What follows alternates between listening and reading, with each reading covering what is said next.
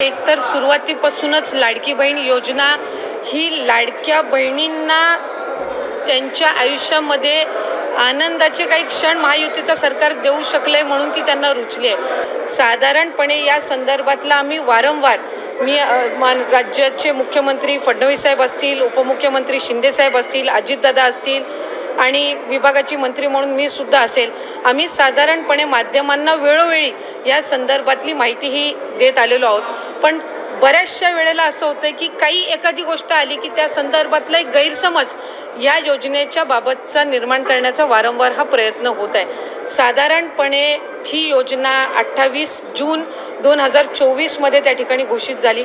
1 जुलैपासून त्या संदर्भातले फॉर्म भरण्याची सुरुवात झाली। पहिल्या टप्प्यातले 2-3 महिन्याची लाभार्थ्यांची संख्या साधारणपणे 1,33,00,000 होती, जे 17-18 ऑगस्ट 2024 मध्ये लाभ आम्ही वितरित केला।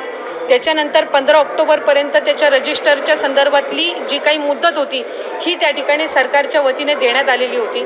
आणि या आधी सुद्धा प्रत्येक वेळेला ज्या वेळेला आम्ही स्क्रुटिनी ही जी प्रक्रिया आहे ही साधारणपणे सातत्याने चालणारी प्रक्रिया आहे। याचं कारण असं की वेगवेगळ्या विभागाचे जे डेटा असतात याचा ॲक्सेस त्या पर्टिक्युलर डिपार्टमेंटलाच असतो, त्या विभागालाच असतो।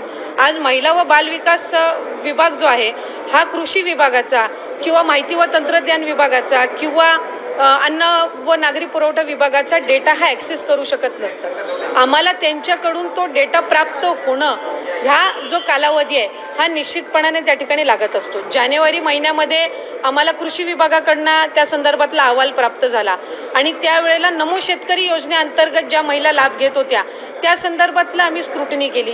6-7 लाखाचा डेटा त्यावेळेला मिळालेला होता आणि त्या 6-7 लाखापैकी साधारणपणे 5 ते 5.5 लाख अशा महिला होत्या ज्या नमो शेतकरीचाही लाभ घेत होते आणि आपल्या लाडकी बहीण योजनेचाही लाभ घेत होत्या।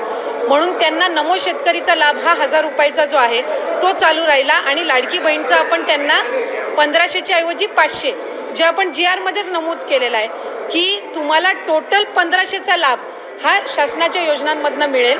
त्याची जी 1000 रुपयाच्या वरची जी कॅप असेल ही लाडकी बहीणच्या निधीतनंही सन्मान निधीतनंही भरली जाईल।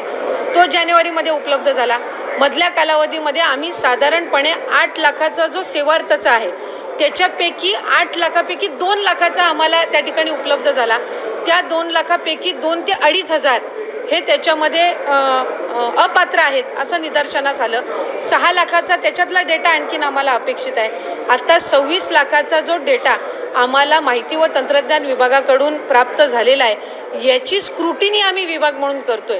एक गोष्ट आपण समजून घेतली पाहिजे की आम्ही प्रत्येक विभागाकडे त्यांचा डेटा मागितलेला आहे आणि तो डेटा आमच्याकडे विभागाकडे प्राप्त झाल्यानंतर त्या संदर्भातली स्क्रुटिनी होत असते। म्हणजे आत्ता जे माध्यमांकडे चाललंय की 14,000 पुरुषांनी लाभ घेतला आहे का 21 लक्ष अशा महिला आहेत ज्या कुटुंबातले तिसरी महिला आहे आणि योजनेमध्ये 2 महिलांना आपण लाभ देत असतो। ह्या सगळ्या गोष्टींचं त्या ठिकाणी जिल्हाधिकारी असतील किंवा आमची जी ग्राउंड लेवलची यंत्रणा आहे ही त्या संदर्भातलं क्रॉस व्हेरिफिकेशन करणार।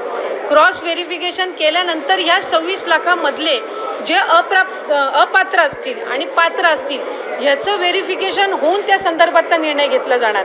असं नाही की 26 लाखाचा डेटा त्यांनी दिलाय म्हणजे 26च्या 26 लाख अपात्र आहेत। यातला पण प्रॉपरली स्क्रुटिनाइज केलं जाणार। आता आम्हाला इन्कम टॅक्स आहे, इन्कम टॅक्सचा आम्ही केंद्राकडनं डेटा मागितलेला आहे। तो ज्या वेळेला डेटा येईल त्यावेळेला त्याचंही आम्ही क्रॉस व्हेरिफिकेशन करणार। ह्या 26 लाखापैकी असेही असतील की जे आम्ही पहिल्या स्क्रुटिनीमध्ये विभागाच्या स्क्रुटिनीच्या वेळेलाच कदाचित ते बाद झालेले असतील।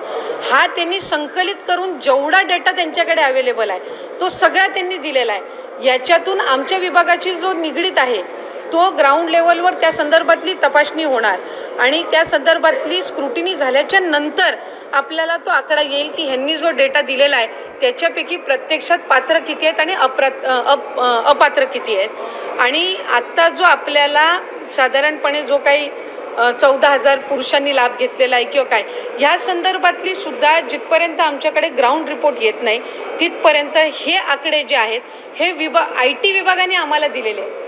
त्या संदर्भातली सविस्तर स्क्रुटिनी झाल्यानंतर निदर्शनास येईल की प्रत्यक्षात हे जे पुरुष आहेत यांनी त्या घरातल्या स्त्रीचं अकाउंट नव्हतं म्हणून त्यांनी त्यांच्या आधार कार्डशी लिंक कदाचित या पुरुषाचं अकाउंट असेल म्हणून त्यांनी ते अकाउंट नमूद केलेलं होतं का वेगळं काही त्याच्यामध्ये आहे, हे ज्या वेळेला स्क्रुटिनी होईल विभागाकडून त्यावेळेला लक्षात येईल. हा मोगम डेटा आहे आणि हा मोगम डेटा आम्हाला IT विभागाकडनं प्राप्त झालेला आहे, माहिती व तंत्रज्ञान विभागाकडनं. कारण त्यांनी प्रत्येक जो डेटा आहे वेगवेगळ्या डिपार्टमेंटचा त्यांच्याकडे जो अवेलेबल आहे तो त्यांनी त्या विभागाला दिलेला आहे आणि त्याच्यातला हा एक भाग